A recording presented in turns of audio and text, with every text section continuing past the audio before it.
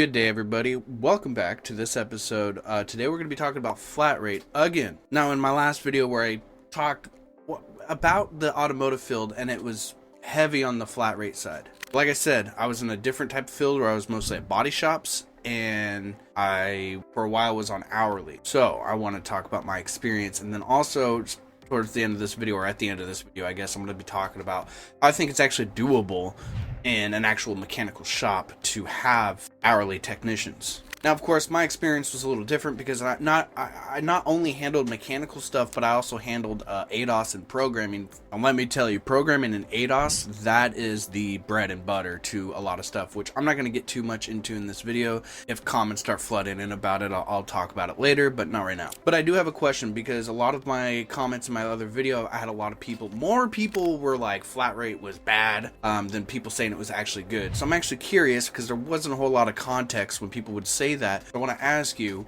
two things. One, your thoughts on flat rate on this video, and two, whether you're a mechanical tech or a body tech, because I have an idea and I'm trying to gauge like a more realistic statistic, I guess, instead of just going with whatever's online. I want actual people telling me how it is. So let me start with flat rate. All right, now most weeks that I worked were an average of 20 to 30. I did get some weeks where the work would come in and I could easily do 90-hour weeks, no problem.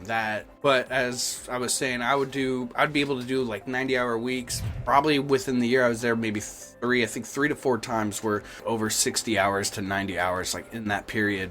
Now, there's a lot of things I'd never liked about flat rate, and there's very, very little things I did like about it. One being kind of the flexibility. Depending on where you're at, a lot of places are very, very anal about making you stay, even if nothing is going on. I was at a Honda dealership once where I literally went about a week and a half to 2 weeks. I maybe saw one or two cars come through my bay, and that's not by choice. That was just that's all that came through the door. If anything else was scheduled, it was all for express, so it was just oil changes, tires, and stuff like that. And at that dealership, the express team did brakes and suspension, which I found kind of odd too. But the flexibility to, at some places like at ProTech when I was flat rate, I would have been able to just kind of leave whenever I wanted to, go handle things that I wanted to, because they understood that you're in charge of your own pay, which is nice, to have that flexibility. That is one of the best perks to have as flat rate. But the biggest thing for me, and it's because of where my life is going right now on a more personal topic, is starting a family and all this other stuff.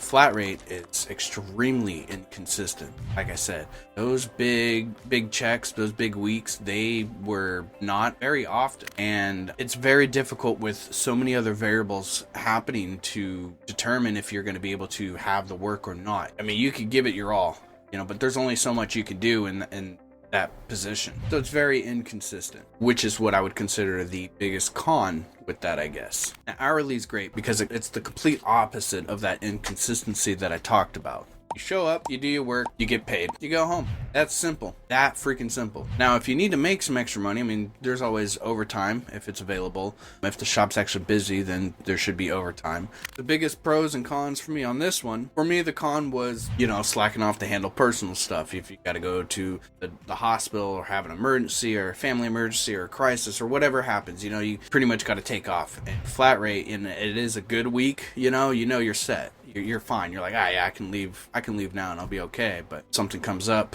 personal life, where you got to go, have that flexibility. But the biggest pros for me, and there's actually two, and that's why this is so much better than flat rate, was that consistency. If you show up, you do your job, you work, you're going to be fine. Also, the stress. I've had a lot less stress than being on flat rate. Flat rate, I'd be stressed if it was like end of the month, Wednesday, Thursday, you're like, I don't know if I'm going to be able to pay bills this month, and then it's like, okay, you're kind of cutting it close. You're stressing. That's never fun. Now, I've broken down all my flag hours and my pay periods and everything like that before doing this video, and just simplified it into basically two categories, my highest and my average, which I'm going to share with you guys. But first, I want to start with my highest flat rate, which was 90 plus hours flagged, and my take home pay for this week was $1,920. Now, my highest hourly was 55 hours that week. My take home pay was about $1,450. Now, on paper, this looks good. I'm sure it does. I mean, everybody thinks that, and that's how they get you. They make it look good on paper. Now, the way I look at things, I'm a long-term player. So when I'm, basing stuff off, I'm thinking about the long-term, the future. I always ask questions of like, well, how consistent is this? Like, is this something, or is this going to be the average? Now, we're going to start a new one here with the flat rate being the average. So between, like I said, 20 to 30 hours a week, $640. That is not nearly enough to do anything. Now, here's my hourly, which is still kind of low, but it was consistent. Like I said, I was able to plan around it. I was able to set it aside for the things that is a necessity. My hourly on average was $940. That's what I would take home every week. Now, like I said, the biggest thing with flat rate is if you're trying to start something big, if you want to move on, if you want to try to do something else, or if you're starting a family, or whatever the case may be, you got to kind of look at it long term. You can't just look at the numbers in short term, right? And flat rate is just too inconsistent to manage. It's at least like this when it comes to customer pay. And this is why I asked earlier to put in the comments if you're a body tech or a mechanical tech, because the last year I've been at body shops mostly, and I've talked to a lot of body techs, and they're actually pretty happy with the system. Now I want to kind of talk about the remedy of things, right? Why moving everybody to hourly would be a better idea, and how some things to increase the incentives and kind of have still like a flat rate thing, but still treating people fairly, and et cetera, et cetera. But first I want to completely squash any of the arguments that could arise in the comments section, because I've heard it all. And the two I've heard the most is, you just got to find the work. Okay, that's definitely doable. You're right. You got to find the work. I do multi-point inspections every time when I was at the dealership and everything, and I would try to sell everything that I put on there, or at least, it's not so much selling, but you write down your technical notes, I guess, and it's up to the advisor. You're not directly handling it. You have no control over it. So why are you on a pay system that is dependent on what you can produce, what you can control, when you have only about 40-50% of control in that situation? Stupid. That is absolutely stupid. Now, if I'm handling the customers, if I'm handling the work, if I'm handling everything, sure, now I'm 100% in control, and it totally makes sense. You have to be very lucky to have a service advisor or somebody to be able to explain these things to a customer in a way they can understand why their vehicle, needs to be fixed, or what's in the red, what's not. It's up to you. And you don't want to just sell something like tires, It's just like, there's just a whole bunch of other stuff that can go on in that situation where it just doesn't make sense. And then the second thing that I hear all the time is everyone is like, yeah, but hourly is going to make lazy employees. That's not true. Lazy employees make lazy employees. It doesn't matter if they're flat rate, mission, salary, hourly, damn. But lazy people in general are just lazy people. That's just how it goes. Everybody I've ever worked with, everybody's on their phones. You're probably watching this video right now on your phone at work because you have nothing in your bay. Does that make you a lazy employee? No, you got nothing going on. Now, when the time comes where there's actually work, like, are you doing it right away? Are you making a bunch of excuses? Are you jumping on it? But what's going on? That's how you determine if somebody is lazy or not. In one of my last videos where I talked about flat rate, I mentioned that making everybody hourly would be the remedy to this. And that's where a lot of the other comments came from. And I didn't really think too much about it, but I didn't think about benefits, I guess. I didn't really explain the benefits before, and some ideas to make it better, to make it more incentive for the technician, for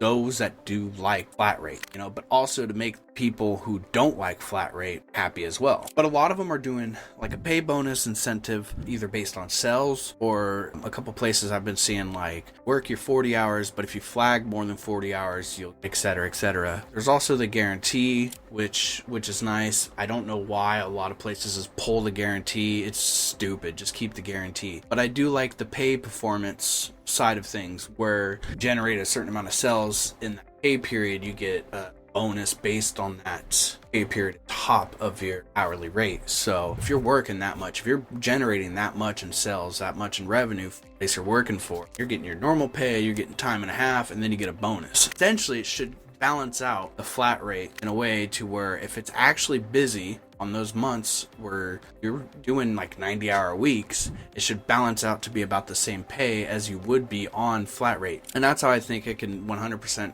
fix a lot of the pay issues. Now, I think if this system of flat rate isn't going to go away, people need to be paid more. If you look at a place of business and you actually can get their monthly sales and labor and all that, like, and you can do the math and be like, just by looking at numbers, I'm going to probably only flag about 25 hours a week. Well, if they want to pay you, 25 an hour per flag hour, you asked them for 50. Like, well, I want that 50 on flag then. You're only going to be making this much, and I'm going to have to be here this whole time.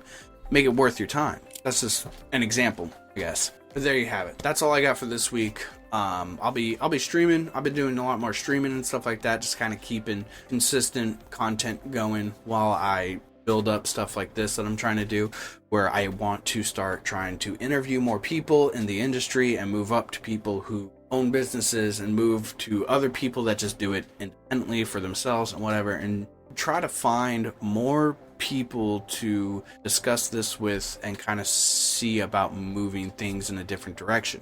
With that, I'm gonna get out of here. Y'all have a good rest of the week. Put everything in the comments down below, like your thoughts, everything like that, what I've mentioned earlier. I will die on the hill defending hourly. It was probably the best thing that I've got to experience for half the time I was with my last job. I'll see you guys all in the next video. Good week. Bye-bye.